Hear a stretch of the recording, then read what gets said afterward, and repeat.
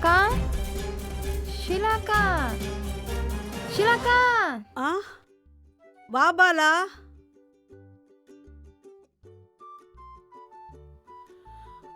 வா பாலா. என்னக்கா ஏதோ பலமா யோசிச்சுட்டு இருக்க மாதிரி இருக்கு.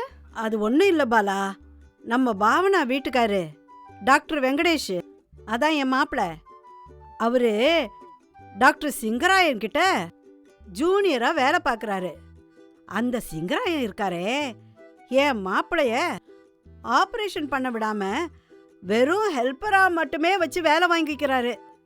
அந்த சிங்கராயன் மண்டைய போட்டாதான் என் மாப்பிளைக்கு ஒரு வாழ்க்கையே கிடைக்கும்.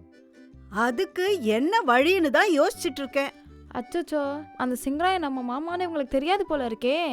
நம்ம மாமாவை எப்படி ஒழிக்கிறது நம்ம கிட்டயே ஐடியா கேட்குறாங்க. இவங்க மாப்பிள்ளை முன்னுக்கு வரணும்னா யாரை வேணாலும் காலி பண்ணுவாங்க போல இருக்கே. இவங்கள பற்றி மாமா கிட்ட சொல்லி அவரை கொஞ்சம் எச்சரிக்கையாக இருக்க சொல்லணும். அவர் தான் நம்ம மாமான்னு இந்த அக்காவுக்கு தெரியாமல் இருக்கிறது தான் நமக்கு நல்லது. ஏன் இப்படி ஃப்ரீஸ் ஆகி உட்காந்துட்டு இருக்கா? பாலா, என்ன ரொம்ப நேரமா உன்கிட்ட இருந்து பதிலே காணோம்? ஓஹோ, நீயும் டாக்டர் சிங்கராயனை எப்படி ஒழிக்கலான்னு சொல்லி எனக்காக யோசிக்கிறியா?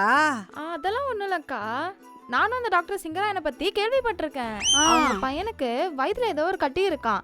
அவன் ரொம்ப வழியில துடிச்சு போறானா. அதனால அவரு தான் இந்த ஆபரேஷன் பண்ணுவேன்னு அடம் பிடிக்கிறாருக்கா. ஏய், உனக்கு எப்படி இந்த விஷயம்லாம் தெரியும்? ஒருவேளை இந்த ஆபரேஷனை டாக்டர் சிங்கராயன் பண்ணாரு, எக்காரணத்தை முன்னிட்டும் அது சக்சஸ் ஆயிடக்கூடாதுன்னு என் மாப்பிள்ளை கிட்ட நான் சொல்லியிருக்கேன். அடி பாவி, அவரும் பார்க்கலான்னு சொல்லியிருக்காரு. குடும்பமே கிரிமினல் குடும்பமா இருக்கும் போல இருக்கே. உடனே கலா கிட்ட இதை பத்தி சொல்லணும். அவ தான் இதுக்கு சரியான முடிவெடுப்பா. எப்படியாவது மாமாவை இந்த ஆபத்துல இருந்து காப்பாத்தியே ஆகணும். ஏய், என்னடி மறுபடியும் மௌனமாயிட்ட? நான் சொல்றது சரிதானே? என் மாப்பிளைய முன்னுக்கு கொண்டு வரணும்னு நினைக்கிறது தப்பா? நீயும் உன் முருகனை வேண்டிக்க. ஓஹோ, இந்த காரியத்துக்கு முருகனை வேண்டிக்கணுமா? நேரம்தான்.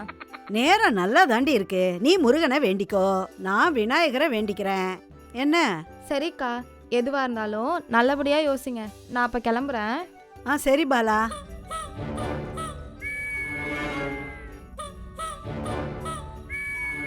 இப்போ இந்த சிங்கராயனை என்ன பண்ணலாம்?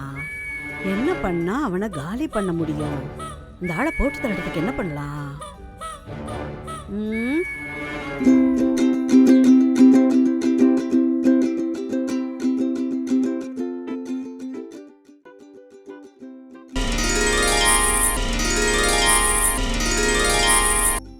பாலா, பாலா, பாலா. ஏய், யாரடி நீ? நான் உன்னோட மனசாட்சிடி. சரி, ஓ மனசுல ஏதோ கவலை தாண்டவம் ஆடுதே. அது ஒன்றும் இல்லை, என்னோட ஒன்று விட்டு மாமா ஒரு பெரிய சர்ஜனா இருக்காரு. அவர் பேரு சிங்கராயன். நல்ல விஷயம் தானே. இதுக்கு சந்தோஷப்படாம ஏன் முகத்தை தொங்க போட்டுட்டு இருக்க? இவ்வளோ இந்த மாதிரி லூசுதானோ? அவருக்கு தான் பையனோட வயிற்றுல ஒரு ஆப்ரேஷன் செய்ய வேண்டியது இருக்கு. எத்தனையோ ஆப்ரேஷன் செஞ்ச அவரு தான் பையனுக்கு ஆப்ரேஷன் செய்யறதுக்கு முடியுமான்னு சந்தேகப்படுறாரு. அது ஒன்றும் இல்லடி, எவ்வளோ பெரிய சர்ஜனா இருந்தாலும் கூட தான் சொந்த ரத்தத்துக்கு ஆப்ரேஷன் செய்யணும்னா கையெல்லாம் நடுங்கும். அதனால தான் வேற யாராவது வச்சு ஆப்ரேஷன் பண்ண சொல்லுவாங்க. ஆனா எங்க மாமா அவர் தான் ஆப்ரேஷன் பண்ணுவேன்னு ரொம்ப பிடிவாதமா இருக்காரு. ஏண்டி, மற்ற டாக்டர்ஸ் கிட்ட சொல்லி அவர் இந்த ஆப்ரேஷனை பண்ண விடாம பண்ணலாமே. அதை தாண்டி கலாவும் சொன்னான். ஆனா அதுக்கு மாமா ஒத்துக்காததுனால அந்த பையனோட ஆப்ரேஷன் தள்ளி போயிட்டே இருக்கு. எனக்கு ஒண்ணுமே புரியல. இதுல சிக்கல் எதுவுமே இல்லையே. ஏன் அவருக்கு தெரியாம வேற யாராவது வச்சு அந்த ஆப்ரேஷனை பண்ணிட்டா நல்லது தானே? கலா அதுக்கான முயற்சியில தான் இருக்கா இப்போ. அப்படியா? ரொம்ப சந்தோஷம். சரி, கலாக்கு ஃபோன் பண்ணி எந்த அளவுக்கு இருக்குன்னு கேளு. சரிடி, நான் போயிட்டு வரேன். பாய். டாடா. பாய் டி. பாய்.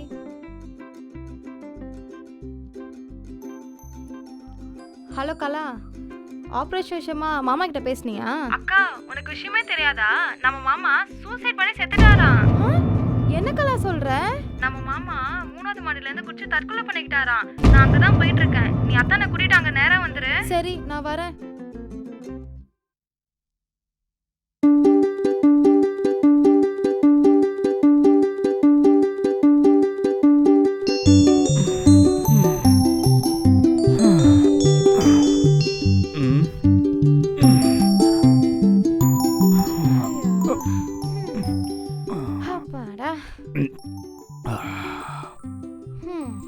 ஆனாலும் பாலா, உங்க மாமா இவ்ளோ பெரிய கோழையா இருப்பாரு நான் நினைச்சு கூட பார்க்கல.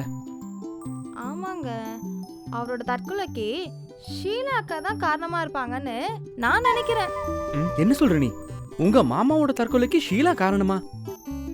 அவங்களுக்கு தன்னோட மாப்பிள்ளை வெங்கடேஷ எங்க மாமா சிங்கராயன் மாதிரி பெரிய ஆளா ஆக்கணும், உலகமே புகழ்ற மாதிரி ஆக்கணும்னு ஆசை. அதுக்காக தான் மாப்பிள்ளைய மேல கொண்டு வரணும்னு எங்க மாமாவை மேல அனுப்பணும்னு தீர்மானம் பண்ணிருக்காங்க. அதனால ஷீலா அக்கா எங்க மாமா கிட்ட போய், நீ எல்லாம் ஒரு சர்ஜனா, உன் பையனுக்கே உன்னால ஆபரேஷன் பண்ண முடியல, இப்படி உயிரோட இருக்கிறத விட செத்து தொலையலாம் அப்படின்னு சொல்லியிருக்காங்க.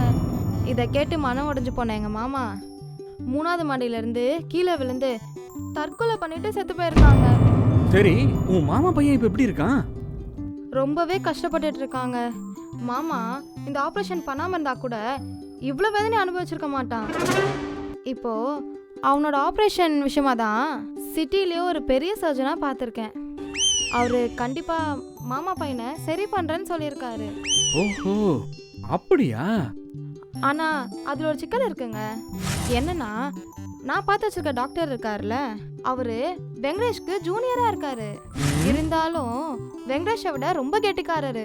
அவரு தன்னோட சீனியரை மீறி எதுவுமே செய்ய முடியாதுன்னு பயப்படுறாரு.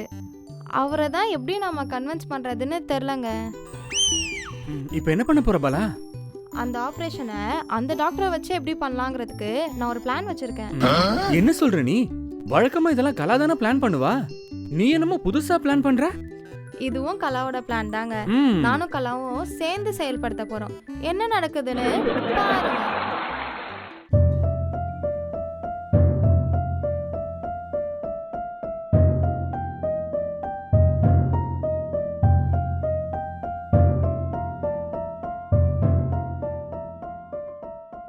ரொம்ப டென்ஷனா இருக்காளே. என்ன பாலா, ஏன் இவ்ளோ டென்ஷனா இருக்க? என்னாச்சு? இல்லங்க, 10 மணிக்கு ஆபரேஷன் சொன்னாங்க. மணி 12 ஆச்சு. இப்போ வரைக்கும் எந்த தகவலுமே வரலையே. சரி, ஏன் இவ்ளோ டென்ஷனா இருக்க? பி கூல், ரிலாக்ஸ் அண்ட் வழக்கம் போல கலாக்கு ஃபோன் பண்ணு. என்ன விஷயம் தெரிஞ்சிர போகுது. ஆமால, சரிங்க, நான் பண்றேன்.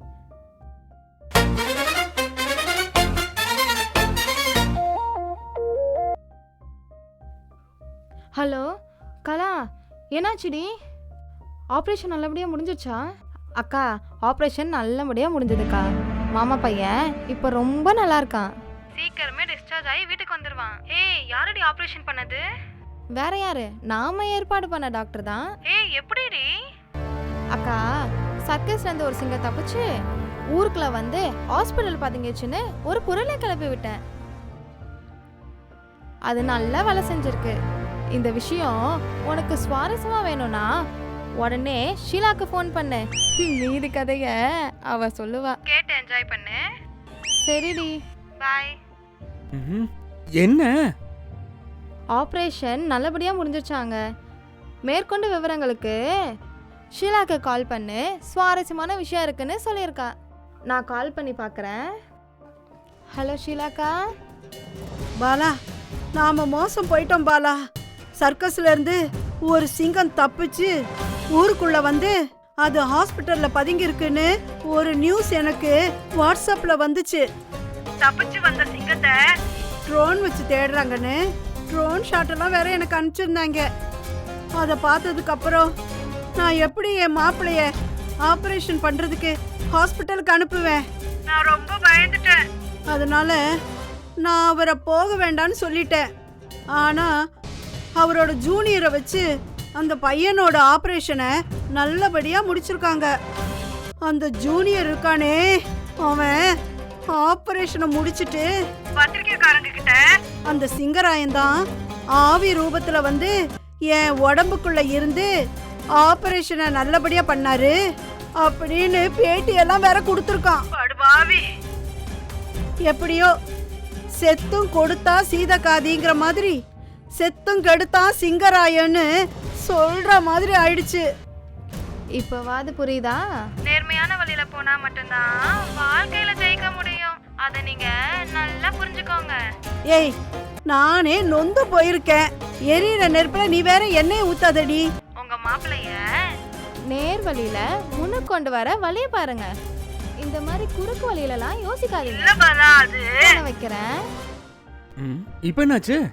ஒன்றும் இல்லைங்க, எல்லாமே சுபம் சுபம் சுபம்.